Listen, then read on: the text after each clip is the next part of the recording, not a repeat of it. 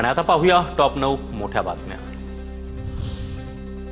ठाकरे बंधू हे कोणकोणत्या मुद्द्यांवर एकत्र येत आहेत हे जसं समोर येईल तसं आम्ही वरिष्ठ नेतृत्वाशी बोलून पुढील दिशा ठरवू।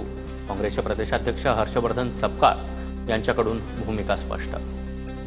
या दोन बंधूंनी एकत्र आल्यावर कौटुंबिक पातळीवर एकत्र आले, सांस्कृतिक पातळीवर एकत्र आले का भाषा एवढ्या मुद्द्यांच्याच अनुषंगाने दोघं एकत्र आहेत याची स्पष्टता जशी जशी येईल तेव्हा राजकीय निर्णय हा काँग्रेस पक्ष हा नेतृत्वाशी आणि सर्व महाराष्ट्रातील सर्व सहकाऱ्यांशी आणि सर्व नेत्यांशी चर्चा करून या संदर्भात आपला निर्णय घेईल।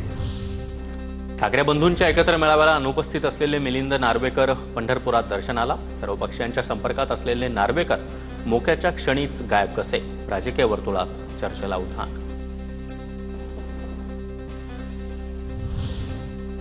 महाविकास आघाडी आता ठाकरे विकास आघाडी झाली आहे। ठाकरे बंधूंच्या मेळाव्यावर संजय निरुपम यांची टीका। काल ठाकरे विकास आघाडी अस्तित्वात आली, ठाकरेंची शिवसेना आणि मनसेचा स्वार्थापोटी निर्णय, संजय निरुपम यांचं वक्तव्य।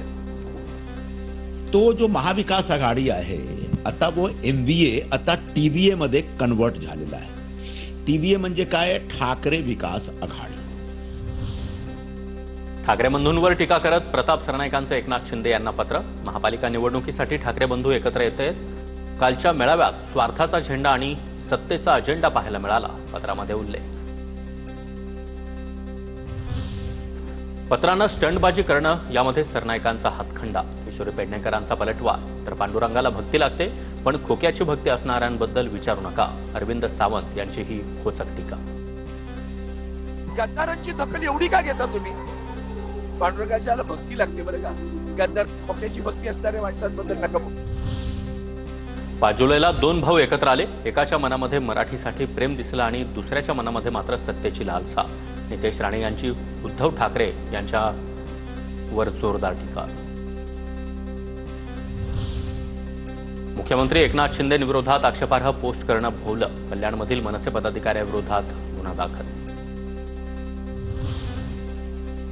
उद्यापासून बच्चू कडू यांची 7/12 कोरा यात्रा। त्याच्याच आदल्या दिवशी कडू यांनी पोस्ट चर्चेत विठ्ठला सरकारला कर्जमाफी देण्याची सद्बुद्धी दे अशी पोस्ट करत बच्चू कडू यांनी भावना व्यक्त केली।